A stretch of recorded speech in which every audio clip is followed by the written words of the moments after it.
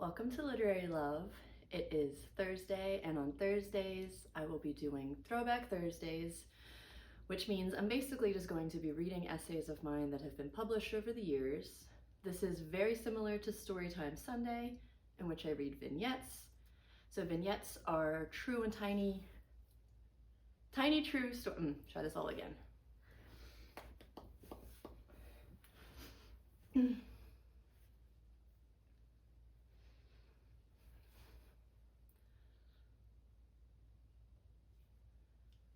Welcome to Thursday at Literary Love. Today is Throwback Thursday, and that means I'm going to read essays of mine that have been published over the years. This is very similar, of course, to Storytime Sunday, in which I read vignettes that have been published. So vignettes are my tiny true stories, almost all of which at this point are about teaching. And my essays tend to be more about personal development, my mental health experiences, my commentary about life and things about it that can frustrate me. So today's essay is one that I wrote about. I'm just going to read it. I'm just going to read it to you. My editor at the HuffPost, which is where this essay was published in October 2019, called this essay, "I stopped sharing my relationship status with others. Here's how it changed my life." I knew better, and still, somehow it happened. A breakup made me reconfigure almost my entire life. For the 5.5 years we were together, I was intentional that my boyfriend and I maintain our own identities. To nurture the balance between intimacy and independence, we followed the guidance of poet Khalil Gibran. Let there be spaces in our togetherness. We didn't abandon our separate friendships, hobbies, or schedules. We prioritized each other while still honoring our individuality. But breaking up ruptured my illusion that we hadn't become intertwined. As family helped me move out of the home he and I had made and into a house with two strangers, I realized our split had disrupted far more than my living arrangements. It also shifted my place in adulthood. By having a long-term partner, especially one with whom I cohabitated, I had adhered to society's guideposts. Find a significant other and form a serious relationship. I hadn't graduated to engagement or marriage, but by staying in my relationship, I was on the right path. To be clear, I wasn't with my boyfriend simply for the sake of saying I had someone. I loved him and loved a lot about our relationship. But losing him didn't distress me solely because I miss him. I was also terrified of being single. What would it say about me that I was alone? I had tangled the vitality of my relationship and my value as a human being. I have a history of being hard on myself, so maybe others going through breakups are spared these doubts of self-worth. However, virtually everyone recognizes our cultural obsession with weddings. We've all seen, or been, the people who shriek, cheer, and cry when our loved ones get engaged. We've bought expensive gifts or paid for flights and hotels to commemorate a couple getting married. Though we focus more on the ceremony than the actual marriage, it's an expensive excitement, enough to fuel the $76 billion wedding industry. For a long time, I subscribed to this frenzy, happily attending and participating in weddings of numerous loved ones and anticipating my own.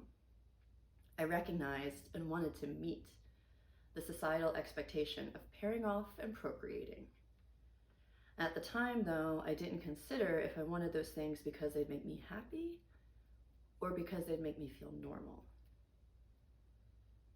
When becoming single at 30 immediately made me feel worthless, I realized how much I'd internalized this expectation. More than missing my boyfriend and struggling with the transition to my new lifestyle, I felt profound shame. Given my previous issues with self-esteem, I'd even anticipated feeling unlovable because I was alone. I didn't, however, prepare to stop believing I had value at all.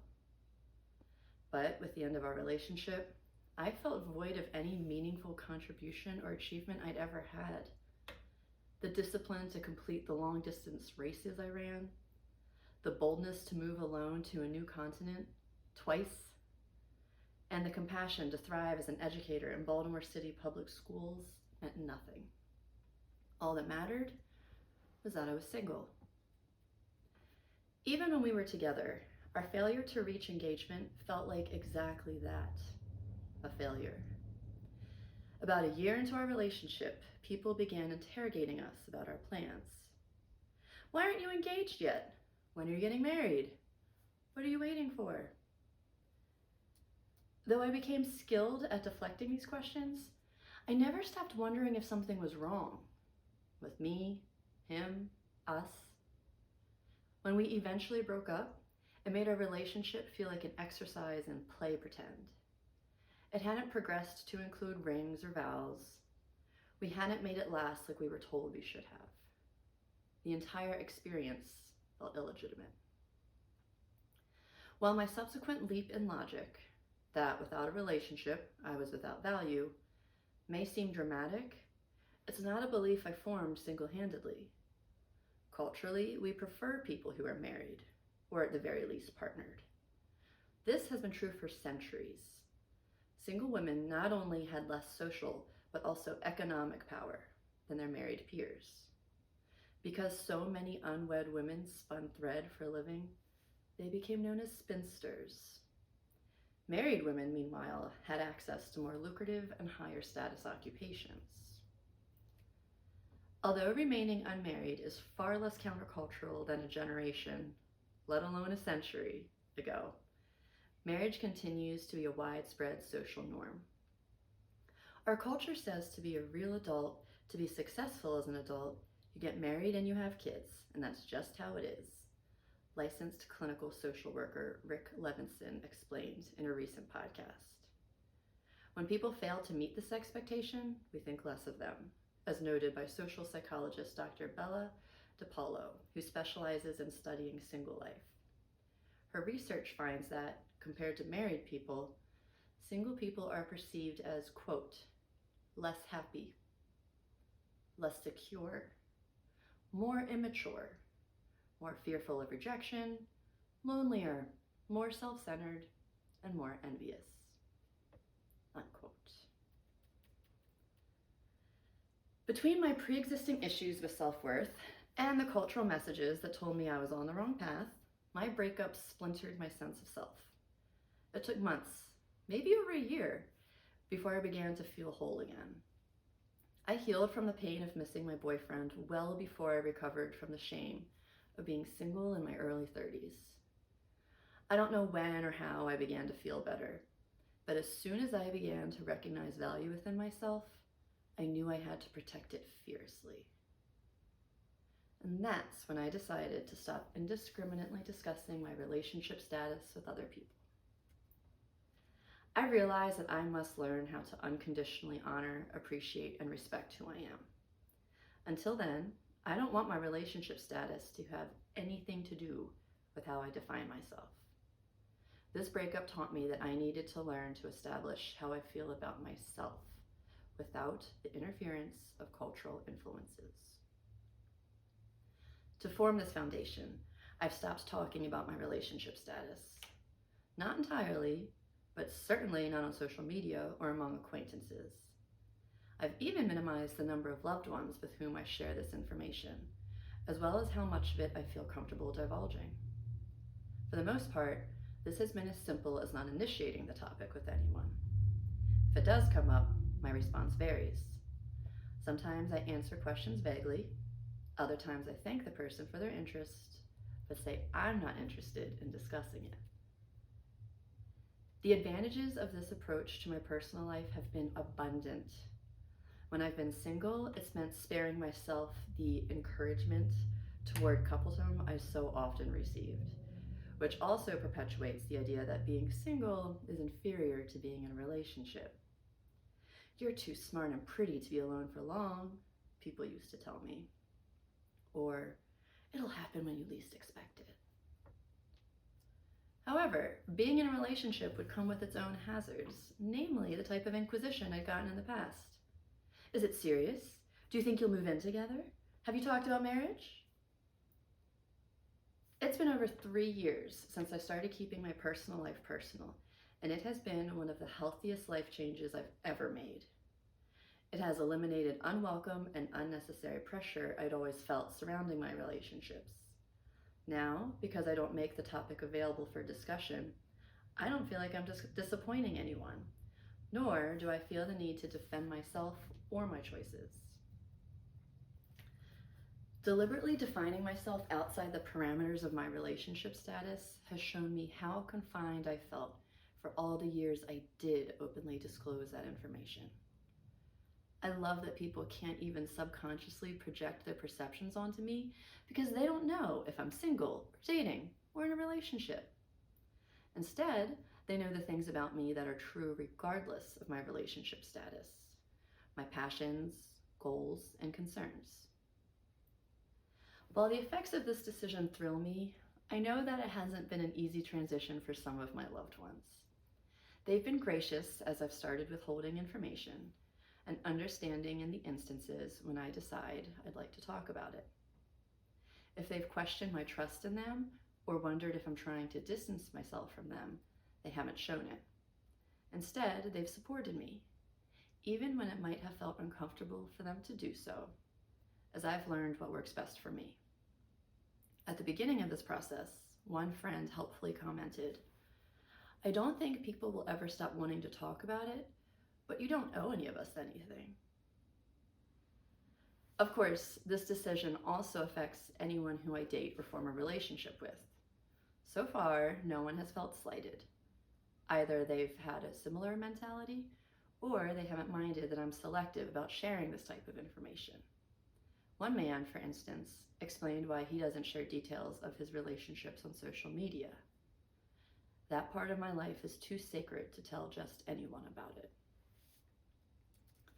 I recognize, however, that not everyone would feel comfortable with this argument.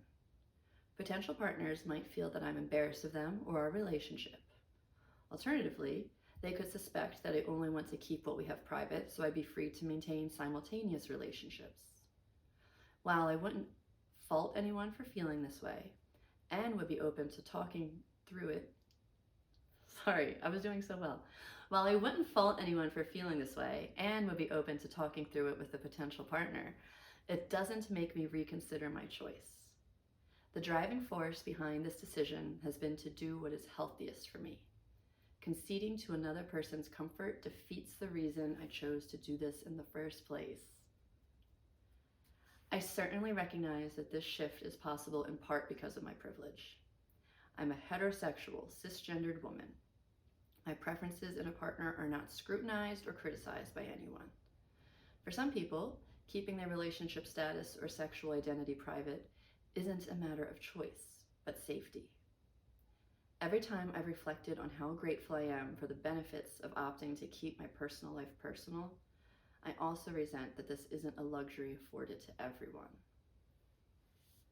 I don't know how long I will continue to essentially keep my relationship status a secret. On the one hand, I recognize that the firmer my self-love and self-worth, the less people's opinions of me will matter.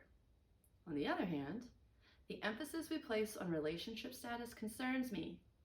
Keeping my personal life personal is one way I can resist that cultural message. I don't want anyone to feel unworthy because they're not married, or for people to stay in unhappy or even unhealthy relationships just to avoid the stigma of being single. I'd love to live in a society where people partner because a relationship brings fulfillment, not social status.